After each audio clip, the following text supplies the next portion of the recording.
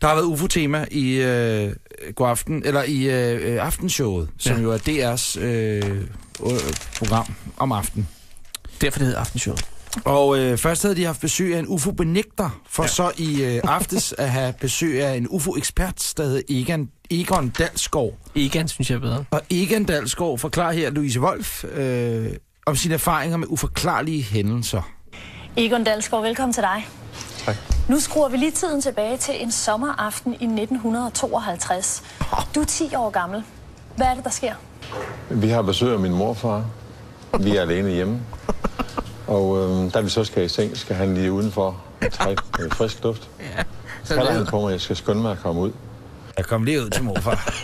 Og der står sådan en mærkelig ting på himlen. Ja, det tror Det er morfar uden badeko. Den er cigarformet, og der var lys. Der var ligesom lyspletter i. Midt i cigaren, altså rulle. Nej, vi skal ikke ned ad den sti, hold op. Eller vi er der jo. Vi er der allerede. Vi splitter i cigaren. Stop. Det var en helt ny måde at formulere det på. Vi tager den forfra, og ikke noget med noget, vel? Godt, vi tager den i... Aftenshowet har i ugens løb haft regulært UFO-tema. Først havde de besøg af en UFO-benægter, for så i aftes at have besøg af UFO-ekspert Egon Dalsgaard. Ja. Og her den forklarer her Louise Wolff om sine erfaringer med uforklarlige hændelser. Egon Dalsgaard, velkommen til dig. Tak. Nu skruer vi lige tiden tilbage til en sommeraften i 1900. For det var 2 minutter, vi kommer aldrig igennem det. Vi er ikke engang begyndt. Stop. Aftenshowet har i ugens løb haft et regulært UFO-tema. Jeg skal begynde at blæse spillen. Jeg kan høre det, holder Anders. Stop. Så siger vi velkommen til Hampen, ungdomsskolen Hampen. Ja, det er Først havde de besøg af en UFO-benægter, for så i aftes at have besøg af UFO-ekspert Egon Dalsgaard. Fuck. Du begynder lås på fløjen. Er der sindssygt en givet fanden havde den host. Han forklarer her sine erfaringer med sine uforklarlige hændelser. Egon Dalsgaard, velkommen til dig. Tak.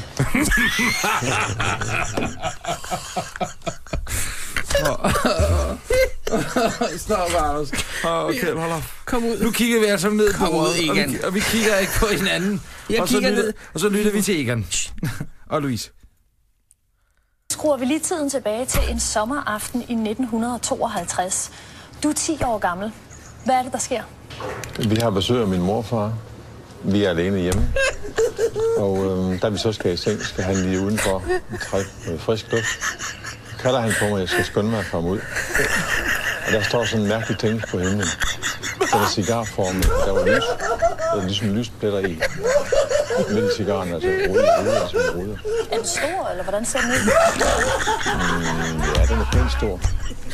Men den står langt væk på himlen. Og så pludselig tager pokker i base, og så forsvinder den. Med en lille hale bag. Ikke en hale, men en lysstribe efter sig.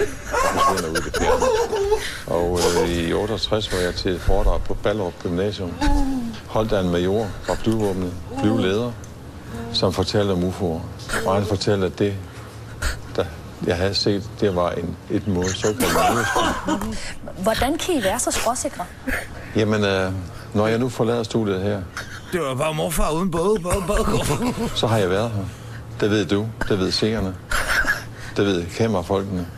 De kan også godt dokumentere det. Og de billeder, som vi får ind fra hele verden, de samme observationer, som sker over hele kloden, det er jo pudsigt, hvis det ikke skulle være rigtigt. Jeg er ikke i tvivl. Jeg har jo selv set dem. Jeg har faktisk set dem 3-4 gange, som den der cigarform. Hvornår har du senest haft en oplevelse, hvor du har set et UFO? Det er nok 50 år siden. Lidt senere, der var der, hvor jeg var til et møde sammen med nogle andre mennesker, som havde fælles interesse. Der blev vi bestrålet af et UFO. Vi kunne mærke, at der kom stråler. Det ligesom det var en varmebølge. Der er masser af landinger fra hele kloden, også i Danmark. Masser af mennesker har set de her landet, og også set mennesker gå omkring. Og de ser ud ligesom vi andre. Fuck, Louise Wolff, jeg elsker dig. Det lød helt forkert, men hun kan sidde der uden... Fuldstændig iskold nu. Jeg ved ikke engang, om der er behov for at spille Susie Leo-klippet, når man lige hører det her. Bestrålet. Ja, vi er en helt fucked. En stor cigar.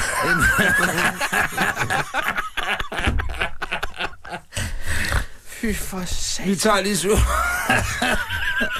Så siger morfar, kom lige ud, far. Så er der en stor glinsende cigar derinde. Med lysbrikker på siden. Han havde en værre gonorré.